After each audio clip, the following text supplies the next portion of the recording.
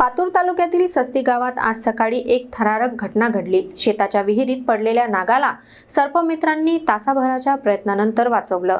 राज चिकटे आणि प्रदीप टिकार यांच्या मदतीने नागाला सुरक्षित जंगलात सोडण्यात आलं। पातूर तालुक्यातील सस्ती गावातील शेतकरी संजय वाडेकर हे रोजप्रमाणे सकाळी शेतात पाणी देण्यासाठी गेले। विहिरीजवळ पोहोचताच त्यांना अचानक पाण्यात काही हालचाल जाणवली। विहिरीत एक मोठा नाग पडल्याचे दिसताच शेतकरी घाबरले आणि तातडीने मदत मागवली।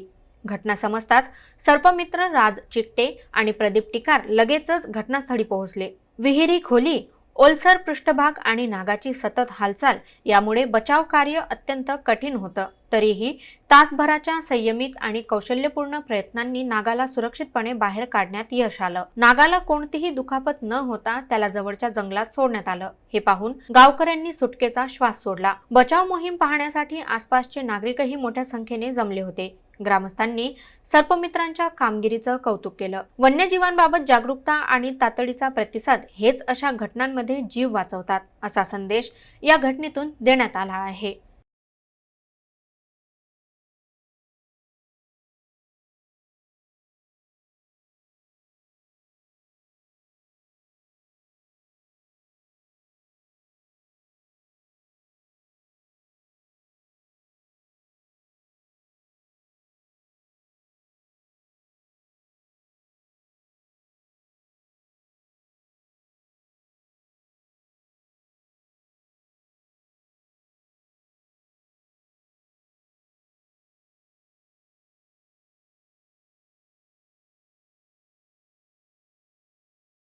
शहानूर ते पोपटखेड रस्ता म्हणजे खेड होतोय की बांधकाम? डांबर गायब, अधिकारी गायब, ठेकेदार मोकाट।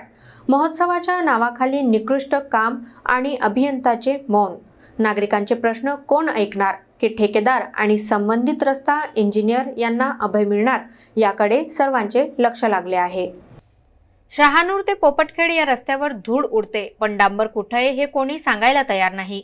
नरनाळा महोत्सवाच्या नावाखाली रस्त्याचं काम सुरू झालं, पण पहिल्याच नजरेत जाणवतं हे काम टिकणार किती दिवस? हा रस्ता काही दिवस टिकला तरी नशीब म्हणावं लागेल, असा नागरिकांचा सूर आहे। सर्वात मोठा धक्का म्हणजे या कामावर अधिकाऱ्यांचं काहीच नियंत्रण नाही। रस्त्यावर ना ठेकेदार दिसत आहेत ना अधिकारी। मजुरांच्या भरोशावर संपूर्ण काम सुरू आहे। कोणत्याही तपासणीचा खेळ नाही, गुणवत्तेचा विचार नाही। या बांधकामात डांबर वापरलं गेलं नाही असं प्रत्यक्ष पाहणाऱ्या नागरिकांचं म्हणणं आहे। म्हणजे जिथे डांबर असायला हवं होतं तिथं फक्त माती खडीचा खेळ। नागरिकांचा थेट आरोप या सगळ्या कारभारामागे सार्वजनिक बांधकाम उपविभाग आकोटच्या अभियंत्याचा आशीर्वाद आहे। कारण जेव्हा विचारणा झाली तेव्हा त्यांनी प्रतिक्रिया देणं टाळलं। प्रश्न सोपा आहे, जर काम दर्जेदार असेल तर उत्तर द्यायला काय हरकत होती? रस्ता गावाच्या पोटात जातो, आदिवासी बहुल परिसर, अनेक वर्षांपासून विकासाचं आश्वासन, महोत्सव येतो, बांधकामाचं नाव घेतलं जातं आणि पैसे कुठेतरी खर्च झाले असं समजून सगळं शांत। या रस्त्याची अवस्था पाहून नागरिक चिडलेत। आमचं गाव, आमचे रस्ते आणि आमच्याच डोळ्यांवर पट्टी, असा प्रश्न लोक विचारतात। या प्रकरणात